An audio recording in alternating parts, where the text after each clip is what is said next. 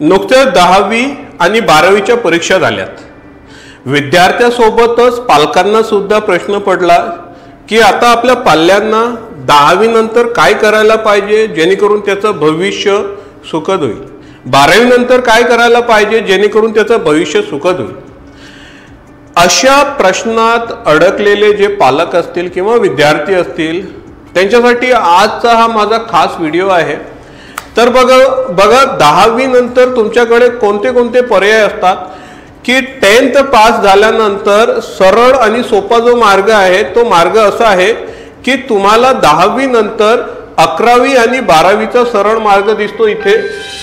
आता 10वी नंतर 11वी आणि 12वीचा जो मार्ग आहे त्या मार्गामध्ये तुम्हाला बघा इथे इंजिनिअरिंग म्हणजे तुम्हाला याच्यासोबत बघा 11th आणि 12th त्याच्यामध्ये स्ट्रीम दिले आहे, जसं आर्ट्स आहे, कॉमर्स आहे आणि सायन्स आहे। म्हणजे तुम्ही आर्ट्सला 11-12 करू शकता, कॉमर्सला करू शकता किंवा सायन्सला करू शकता। याच्या व्यतिरिक्त तुम्हाला आणखी बरेचसे काही जॉब सुद्धा अवेलेबल असतात की जे गव्हर्नमेंट किंवा प्रायव्हेट सेक्टरचे जे जॉब असतात ते तुम्हाला 10वीच्या नंतर करता येतात। असं त्यांनी क्वालिफिकेशन दिलं असते की after 12th you can fill that form, तुम्ही भरू शकता, परंतु त्यासाठी तुमची वयाची अट किमान 18 वर्षाच्या वर असावी। आता इथे काय आहे की 10वी नंतर इंजिनिअरिंग डिप्लोमा दिलाय, LIC एजंट होऊ शकता, आर्मीच्या नेव्हीमध्ये कुठल्या पद्धतीने तुम्ही पोस्टसाठी जाऊ शकता, ITI आहे, त्याच्यानंतर रेल्वेच्या कुठल्या जागा येतात, बँकिंगमध्ये कोणत्या जागा निघतात, गव्हर्नमेंट क्लरिकलच्या कोणत्या परीक्षा असतात, त्याच्यानंतर डिप्लोमा आहे, मेडिकल लॅबोरेटरीसाठी कुठले आहेत आणि अशा विभिन्न प्रकारच्या डिप्लोमाज असतात जे 10वी नंतर तुम्ही करू शकता।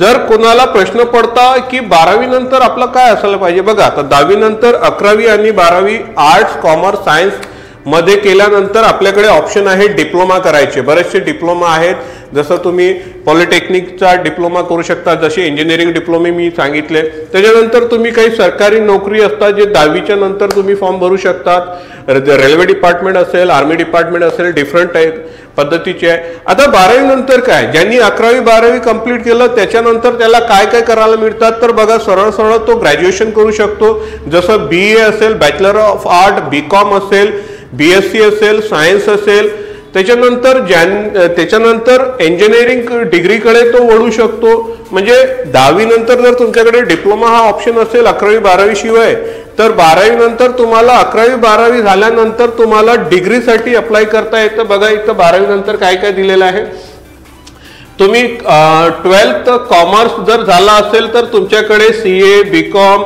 BBA, BCA, आर्किटेक्चर अशा पद्धतीचे ऑप्शन्स आहे आणि त्याच्यामध्ये मग कुठल्या कुठले जॉब, जसं BCom झालं असेल तर मग बँकिंग क्षेत्रात तुम्ही जाऊ शकता, LLB करू शकता, CA करू शकता, BEd करू शकता। त्याच्यानंतर इम्पोर्ट एक्सपोर्ट डिप्लोमा असतो, MCM असतो, कॉम्प्युटर कोर्सेस असतो, इंडियन मिलिटरी अकॅडमी असतो, इथे MBA ऑप्शन दिला आहे। जर तुम्ही 12वी आर्ट्स मध्ये केली असेल तर मग काय ऑप्शन आहे, DEd असेल, BSW असेल, LLB असेल, फॅशन डिझायनिंग, इंटेरियर डिझायनिंग असेल, BBA, MBA, foreign language diploma, call centre job, BA architecture, असे विभिन्न तुम्हाला आर्ट्स मधून ऑप्शन निघतात। जर तुमचं 12th मध्ये सायन्स असेल तर तुम्हाला खूप सगळे ऑप्शन्स आहेत, जसं PCMB, फिजिक्स, केमिस्ट्री, मॅथ्स आणि बायोलॉजी। जर हा तुमचा ग्रुप असेल तर तुम्हाला इथे बघा BSc in dairy technology, bachelor in pharmacy, BTech असेल, BSc biotechnology, BSc in agriculture, विभिन्न। किंवा मग इथे तुमचा ग्रुप जर PCB असेल, फिजिक्स, केमिस्ट्री आणि बायोलॉजी असेल तर मग तुम्ही काय निवडू शकता, BMS निवडू शकता, BHMS निवडू शकता, MBBS कडे जाऊ शकता, BSc नर्सिंग करू शकता, BMLT करू शकता, BSc करू शकता, बॉटनी मध्ये, मायक्रोबायोलॉजी मध्ये, अशा विभिन्न प्रकारचे तुम्हाला ऑप्शन्स असतात। आता हा जर चार्ट तुम्ही व्यवस्थित झूम करून जर पाहिला तर तुम्हाला लक्षात येईल, सरळ आणि सोपा आहे की तुम्हाला 10वी नंतर शिक्षण घ्यायचं आहे की 10वी नंतर जॉब करायचा आहे।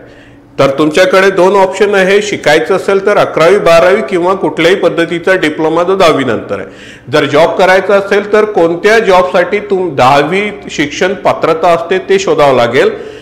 त्याचाही व्हिडिओ मी बनवणार आहे। 12वी नंतर तुम्हाला 12वी झालं असेल तर मग काय ऑप्शन आहे, 12वी नंतर जर तुम्हाला शिकायचं आहे की मग जॉब करायचं, शिकायचं असेल तर मग 12वी नंतर तुम्हाला BA BCom BSc इंजिनिअरिंग असेल किंवा इतर कुठल्या आणखी बरेचशे डिग्रीज आहेत ते करू शकता, किंवा मग जॉब करायचा असेल तर मग जॉबसाठी तुम्हाला 12वी नंतरचे जे पात्रता परीक्षा असेल त्या परीक्षेला शोधून त्याच्यासाठी फॉर्म भरावा लागेल। अशा विभिन्न पद्धतीच्या कोर्सेस आणि डिग्रीज अवेलेबल आहे।